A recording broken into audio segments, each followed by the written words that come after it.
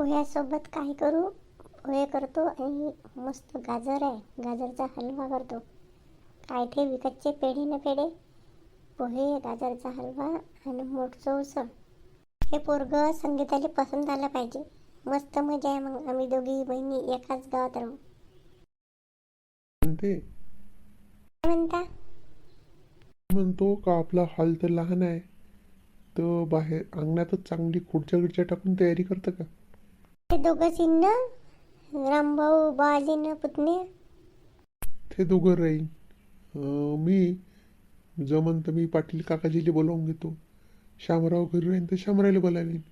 झाले 4-5 जण. मग थोडीशी जागा तर लागेल ना. खुर्च्या ठेवा लागन तिथं. मग मी तिथं चांगल्या खुर्च्या लावून देतो आणि तिथंच सोय करू आपण.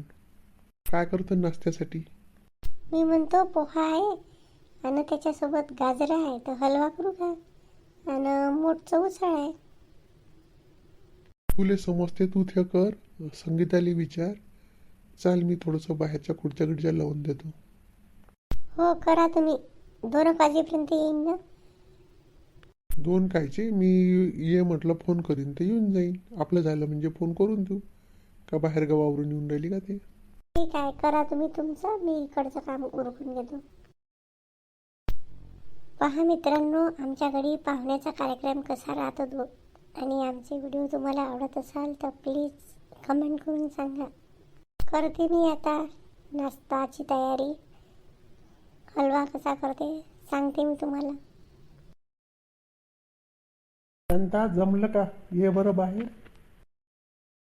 जमलं का सांग? जमलं का सांग? हो येऊन जाईन ना, 4-5 जण याच्यात येऊन जाईन. जमलं. झाली का संगीताची तयारी? आता येईनच 5-10 मिनिटात. तुझा अंदरची तयारी करून ठेव. संगीताली तयार झाली असेल तर पाय बरोबर. ठीक आहे, झालंच आहे, पण पाहून घेते एकदा. तू बस ना महादेव. हो बसा ना, बसतो मी. ह्या काय रामभाऊ पोरग?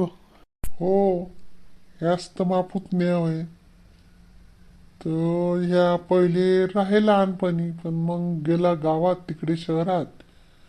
तर याची आई वडील नाही हे आता, आणि याची पहिली बायकोही पळाली, म्हणून एकटाच राहायचे तिथं आता. काय न पळाली? हो रे दादा, काय न पळाली? काय झालं होतं?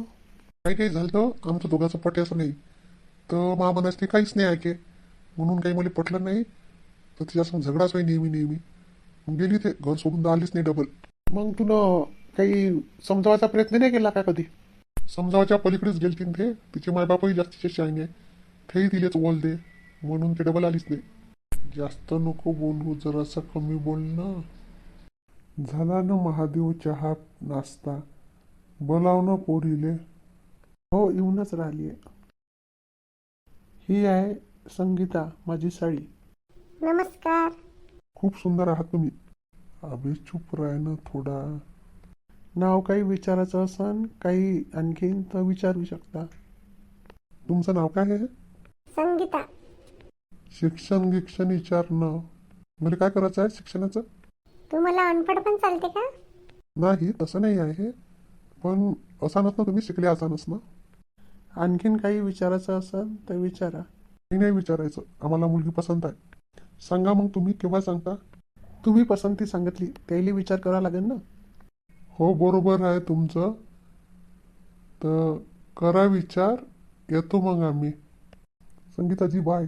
कसं काय वाटलं तुला संगीता पोरग? ताई तू विचारूनच कशी राहिली, कसं वाटलं तुला? नाही समजलं का कसं आहे वाटलं म्हणून? ते बोलण्याचा तरीका नाही, काहीच नाही. आणि मला तर बिलकुल, माझ्या तर अर्ध्याच्या अर्धा पण नाही आहे. काय बोलून राहिलो, काय करून राहिलो त्याचं भान नाही त्याले. कुठून आणले पकडून? भाऊजी तुम्हाला पहिले थोडंसं छानबीन करता नाही आली का? मला एवढं माहीत नाही होतं. मला वाटलं असं बा चांगला, पण तो तो वेगळंच दिसलं पात्र हे. म्हणूनच त्याची बायको पळली असन पहिली. आता कोण देते त्याले? पण तुम्हाला त्या रामभाऊ भाऊजींनी बरोबर सांगितलं नाही का? त्याला तरी काय माहीत असन. आता ह्या राहतच नाही म्हणते इथं एवढ्या दिवसाचा, तर नसन माहीत. चुकलं बा संगीता, मी पहिले विचारपूस करायला पाहिजे होती. असे पाहुणे येते ना, मला म्हणूनच तर लग्न करूशा वाटत नाही. पहिलेच तर मी तुम्हाला नाही म्हणत होते. तिथे पण आई बाबा काही असंच पकडून आणते. झाला ना पाहुण्याचा कार्यक्रम, चला मला नेऊन द्या बस स्टॉपवर, जाते मी आता. संगीता तुला राग आला का? नाही माहित होतं आम्हाला कसे आहे म्हणून ते पोरगं. राग नाही आला, राग कशाचा? मी म्हटलं होतं ना ती संक्रांत पण झाली, तुझं हळदी कुंकू पण झालं, तर माझं तिकडे दुकान पडते ना, म्हणून नुसतं म्हटलं मी. तर पाहुणे पण गेले, आता निघते मी. नाही, मला बरोबर नाही वाटत. तू आजच्या दिवस राह, उद्या सकाळीच जा लागेल तरी. दिने बी घरी नाही आहे. तू उद्या सकाळीच जा, दिने तुले आठवण करून. ठीक आहे, दिन्याचं नाव घेतलं म्हणून राहतो आजच्या दिवस, उद्या सकाळीच निघून जाईन. पण मीच पोहोचून देतो, सकाळीच चालली जा. गोपाल, मा ऐकतं का तू? बोला ना काकाजी. जसा आला तसा वापस जा, जिथं राहायचं तिथं राहायला जा. इथं महा गावात काही तू पाहिजे नाही. काय केलं काकाजी मी? काय केलं तू न? तुला काय काय सांगू मी आता? त्या दिवशी रस्त्यानं आपण येऊन राहिलो होतो, त्या महागावातल्या 2 बाया, त्याईले पाहून तुन म्हणलं मला ह्या बी आवडल्या. आवडल्या म्हणून म्हणले आवडल्या, मला वाटलं कुवाऱ्याच असं. तुला त्या कुवाऱ्या दिसल्या का एवढ्याल्या बाया? त्याच्या तोंडा पुढं म्हणतो तू मला ह्या आवडल्या. तेव्हा तुले म्हणलं जाऊ दे आता. तिथं गेल्यावर तू किती जास्तीचा बोलली. गेल्याबरोबर पोरगी पाहिल्याबरोबर मला आवडली. शिक्षणाचं काय करायचं? हे काय तुझी रीत होय का? मला वाटते का तुझी बायको 100% खरी आहे, तूच खोटा आहे. ती पळाली ना तर तुझे असेच धंदे असन म्हणून ते पळाली. काही बी बोलता का काकाजी? मी असाच आहे म्हणजे कसा आहे? पोरगी आवडली तर आवडली म्हणलं. आवडली म्हणजे आवडली म्हणण्याचं काही टाइम राहते ना. तू पाहायला गेला, तुझ्यावर कंट्रोल नाही तुझ्या बोलण्यावर ना तुझ्या थांबण्यावर. तुला वाटते का ते हो म्हणन? हो काऊन नाही म्हणणार? काय कमी आहे? एवढा मोठा हँडसम आहे मी, एवढी मोठी जमीन हे आहे, शहरात काम बी करतो. तुमची बी प्रॉपर्टी मलाच भेटणार आहे. तुझी प्रॉपर्टी माझी प्रॉपर्टी याचा हिशोब नको लावू तू.